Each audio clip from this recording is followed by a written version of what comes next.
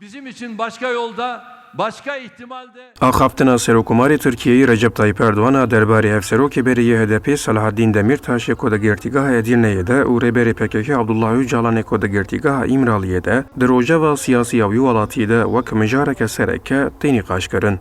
Ama şu anda Edirne'deki en büyük hesabı İmralı'dakine verecek. Erdoğan li parlamentoya Tirkiyeyê behsa Demirtaş û Öcalan kir û got ew kesê li Edirneyê ye hesaba herî mezin dê bide İmraliyê. Li ser vê yekê Demirtaş jî bi ser Twitterê bersiva Erdoğan da û got siyasetmedar hesabê tenê didin daraza serboxwe tu dev ji min berde û li xwe bifikire ka tê hesaba xwe çawa bidî.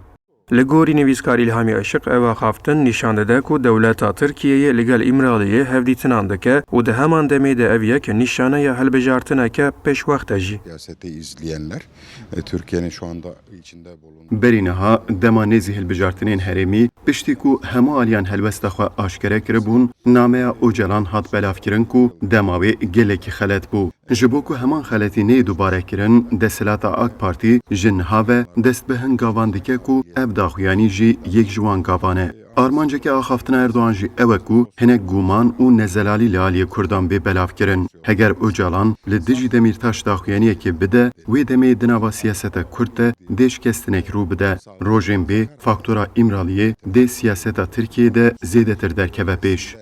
var olan ama dışa vurumu Daxuyaniya Erdoğan ji hêla hin siyasetzanan ve wek hewla şikestina siyaseta Kurd û ji hev dûrxistina dengdêrên Kurd tê şîrove kirin. Böyle problemler var ama yani siyaseten ve uluslararası... Piştî politikaya qayyum û doza girtina HDP, dengdêrên HDP zêdetir konsolîde bûn ku ev jî li aliyê desthilatê bû sedema aciziyê. Niha jî bi vê axaftina Erdoğan hewt êdayîn weke ku di nava Demirtaş û Öcalan de kêşeyeke ye. Ev jî nîşan dide ku desthilat ketiye tengasiyeke mezin.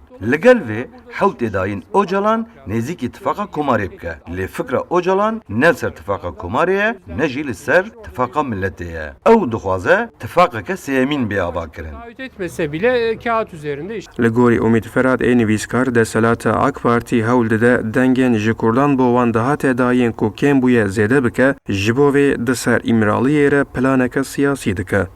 Şüphesiz yani bütün fırsatları değerlendirecektir. Bêguman Erdoğan di proseya hilbijartinê de çi firsend bikeve destê wî hemiyan bo berdewamiya desthilata Xwedê bikarbîne û ji bo vê pêkanek ku serî li rêbazên derhukûkî çavtirsandinê jî bide. Erdoğan û dewlet dizane ku Öcalan ji xênî xwe kesên ku siyaseta Kurda zêde derbikeve pêş hez nake. Niha Demirtaş her hefte derbarê rojevê de bi nameyan fikra xwe belav dike, li gel parêzerê xwe hevdîtinan dike. Bi vî awayî popûlîteya wî zêde dibe. Öcalanê ku ji wan derfeta bêpar e ji vê yekê gelek aciz e. A rastî Öcalan û Demirtaş hev û di hez nakin. Erdoğan jî dixwaze wan bîne hemberî hev lê Demirtaş bi zimanekî dîplomatîk dikare bêje kêşeyek wî li gel Öcalan tune ye. Bi ya min rojên ku bê pêkanek ku Öcalan hin daxuyanî li dijî Demirtaş belav bike. Benim gibi düşünen pek çok insan. Li gorî gelek çavdêrên siyasî ber bi hilbijartina giştî ve ku di sala 2023 de dêbêkirin, di rojeva siyasî ya Tirkiyeyê de faktora Öcalan û Demirtaş bi berfirehî wê were nîqaş kirin. Ercan da Kurdistan 24 İstanbul.